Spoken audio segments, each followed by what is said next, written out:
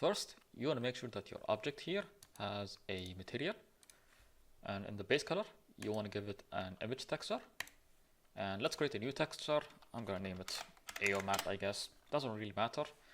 And for something of this size, I think 2K should be more than plenty. So I'm gonna use that, and that's the material setup. The next thing you wanna check is the UV map. So I'm going to check here. I've created this very quickly, but you just wanna check that there's no major overlaps between your UV islands. If you wanna check that, you wanna go into select and select overlap. That should highlight anything that's overlapping. This is fine. So that's the UV map setup. The last thing you want to check is the rendering settings. So I'm going to go into cycles. You want to ignore the viewport, just go into render. Untick the noise threshold. Samples, set that to something very low for your first bake. I'm going to set it to 8. Denoise doesn't work at the moment.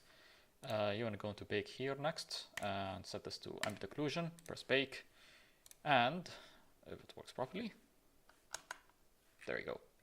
That's your AO map. And now if it all looks okay, which it looks like it is, you can just bump this up to something very high like 128 or 256, and you can just bake again.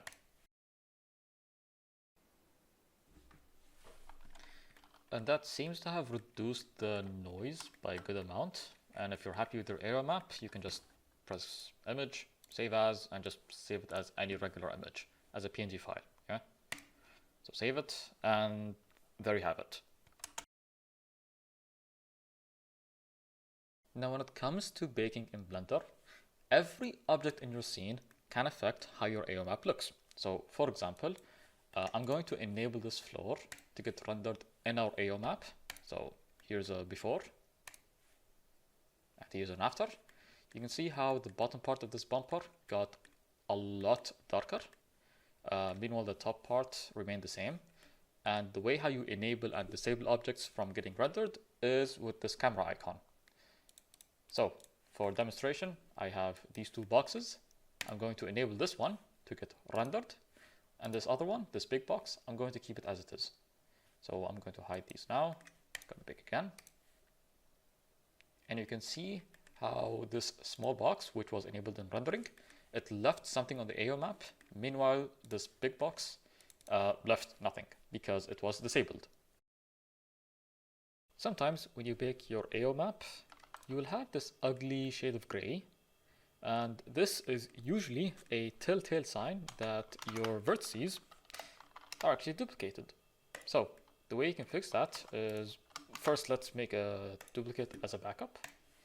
And then go into edit mode, select everything, press M, merge by distance, tick on sharp edges, and then press Alt N, recalculate outside, and then Alt N again, reset vectors. And let's bake the AO map again.